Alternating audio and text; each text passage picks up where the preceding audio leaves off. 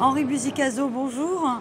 Vous êtes donc le président de l'Institut du Management des Services Immobiliers. On est ici sur le congrès de la FNAIM. C'était important, j'imagine, et essentiel pour vous d'être là aujourd'hui. Bon, déjà, c'est plus que le congrès de la FNAIM, c'est le congrès de la communauté immobilière. Voilà. C'est l'événement de référence. D'ailleurs, de manière très confraternelle, on a vu le président de l'UNIS, qui est l'autre grand syndicat, venir suivre les travaux. On y voit l'ensemble des membres de la communauté immobilière, que ce soit l'univers du financement, de l'assurance. Voilà, donc c'est le rassemblement annuel de tous les professionnels de l'immobilier. Alors moi j'ai un attachement particulier à la FNAIM, hein, voilà, je l'ai dirigé pendant 8 ans, en 2 périodes. J'ai été adhérent, c'est ma famille de référence.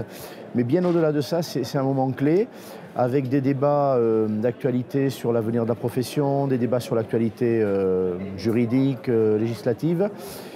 Et surtout, ce que je trouve de formidable, c'est la première année que ça se passe au Carrousel du Louvre. Oui, c'est un lieu magique de Paris, au cœur d'un quartier historique de la ville. C'est qu'il y a des bonnes vibrations. Voilà. C'est un lieu qui dégage réellement des bonnes sensations. Vous voyez, le précédent pour la FNAIM, c'était la Porte Maillot, et c'était un lieu très pratique, hein, mais un peu plus froid. Voilà, exactement. Ici, ça vit.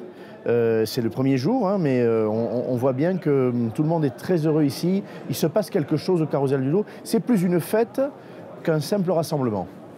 Et justement, on est actuellement dans une période un peu compliquée par rapport au pouvoir public, hein, avec les gilets jaunes, le prélèvement à la source. Oui.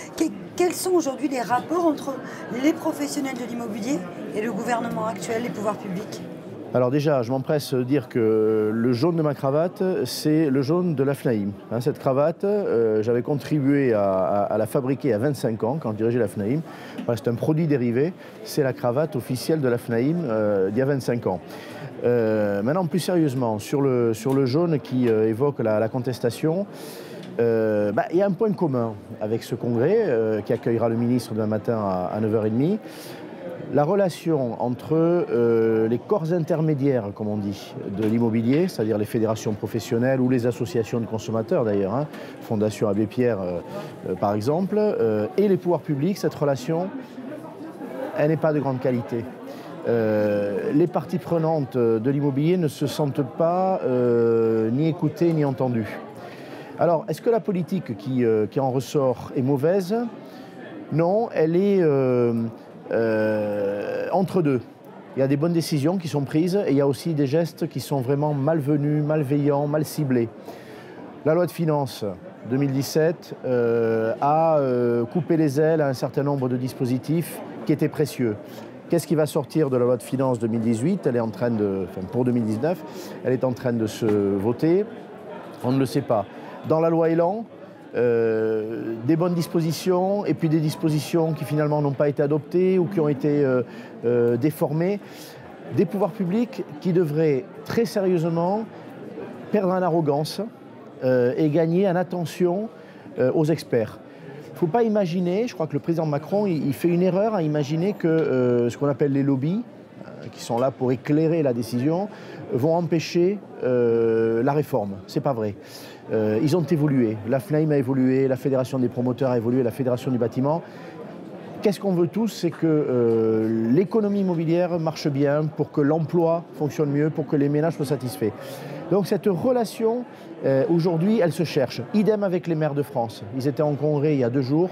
Les maires de France ne se sentent pas entendus. Et pourtant, vous voyez, ce n'est pas des lobbies, hein, ce sont des responsables publics. Il y a un problème de cécité, ils sont un peu aveugles, ou de surdité de notre gouvernement aux forces vives de la nation. Vous formez la relève. Oui. Ce métier, dans 10 ans, à quoi il va ressembler pour un jeune qui a 20-25 ans, qui vient vous voir, qui vous dit « je vais être agent immobilier ». Alors, c'est le plus beau métier du monde, hein, effectivement. Premièrement, les jeunes ont envie de faire tous ces métiers-là, tous. Moi, je prépare de l'amont, métier de l'aménagement, de la construction, jusqu'à l'aval. transactions, gestion. D'année en année, on a des promotions qui sont de plus en plus nombreuses.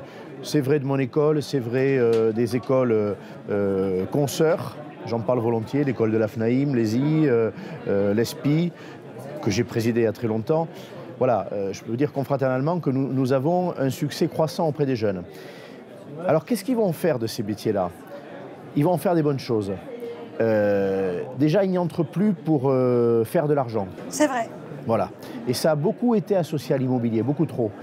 Ils y entrent pour faire des très beaux métiers qui ne seront pas disruptables, c'est-à-dire que le numérique ne tue pas, n'abîme pas ces métiers. La preuve en est faite déjà, donc ça c'est fabuleux. On n'a pas à se dire les métiers vont disparaître, ils évoluent, mais ils sont définitivement indispensables.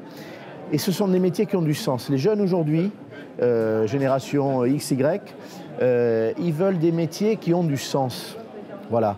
Ils ne veulent pas se demander le matin pourquoi ils se rendent sur leur lieu de travail.